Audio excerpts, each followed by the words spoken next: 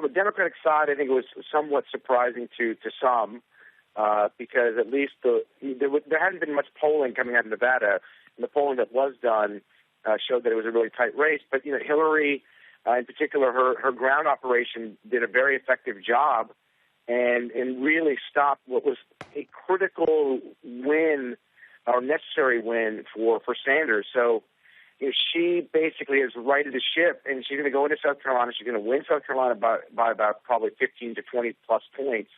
And then you got Super Tuesday. And so Senator Sanders' path to the nomination became increasingly difficult because it wasn't about delegates, it was about momentum, and he just doesn't have that after losing Nevada in a state that people thought he should win or could win. Right. As the race Chris, as the race broadens out, just to finish up on the Democratic side there, I mean, starting in Iowa, they're going to New Hampshire, kind of skewed the results because of, I don't know, where Iowa and New Hampshire, they have a special place, they have special demographics, not representative of necessarily the whole country. As we get into the next state, Super Tuesday and beyond, the fact that on the Democratic side it's down to only 2, do you think that Sanders has more staying power as a result? Can he wait for more New Hampshires and Iowas to pop up on the calendar as the next many, many months go by? Maybe, but he needs to win, and he needs to win somewhere that's surprising. Other than that, he's just in it to gather delegates to make some kind of deal, but he doesn't really have a path to the nomination. The Super Tuesday states become demographically really difficult for him, and he's got to win in a place that people don't expect, whether it's Virginia, Colorado, Texas, somewhere. But he's got the one thing he's got, I think, going for him, which is he's got resources. He's able to raise a significant amount of money from small donors, and that's going to fuel him at least to stay in, my instinct says, at least through the end of March. Right. GOP side, I mean, Trump way out there. Rubio, though, squeaking into second. He's gaining some traction here. I noticed that Glenn Beck says he's going on a fast. He probably should do that anyway, regardless, for Ted Cruz until Nevada. On that side, they're down to 5.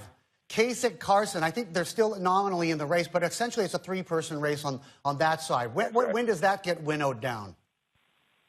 This is the difference between the Republican and the Democratic primary system. The Democratic primary, it's all proportional, so you can literally keep picking up delegates right to the end.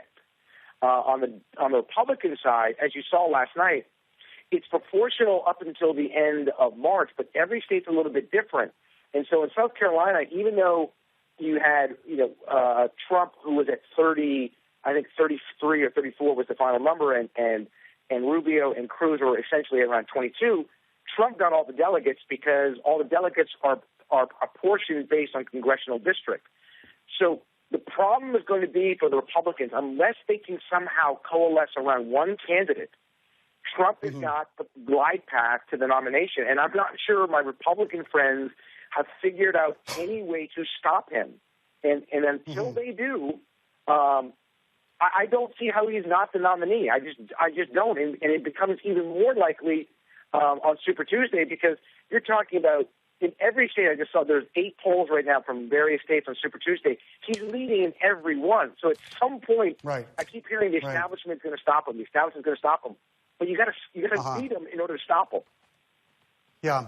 Do you think that maybe what's happening on the Democratic side might wake them up on the GOP side, though, Chris? I mean, it's one thing to vote your conscience and your heart, but it's another to use your head. And, the problem is what people think and what they believe in and who they identify with in terms of, so-and-so represents my values. And who do you think is really electable? Who can actually be elected? What is practicable? What is prudent? The answers to those are 2 very different things. I mean, the world was worried about a Sanders and his socialism, warmed over socialism. Now that Hillary has punched it to him 2 out of 3 times, now that the African-American vote is entering into the race, do you think that people might actually look at the small field on the GOP side and say, you know what?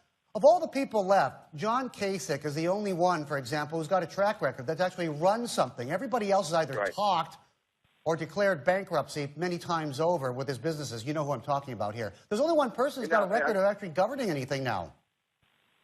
I mean, you're making very fair points. I mean, the reality is, short of something dramatic, Secretary Clinton's going to be the nominee. That's just a fact.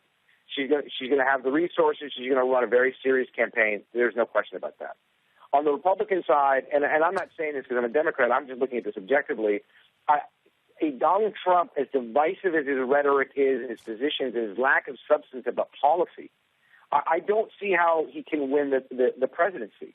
And the ones that I would say, if I was working for the Clinton campaign, I'd be the most afraid of, the most concerned about, would be Kasich and Rubio, because they are able to kind of diversify the base of support for the Republican Party. But what's happened to the Republican Party, to some extent, and to a large extent, is also happening in the Democratic Party. You have wings of the party that are so angry and frustrated, they're willing to go with non-traditional, if you will, candidates. The problem on the Republican side is because there's still essentially three, four people who are viable. He is the one that's grabbing all the attention, and he's the one that's grabbing all the support. When that changes, we're going to find out in the next 10 or 14 days. But if it doesn't, he's going to be the nominee.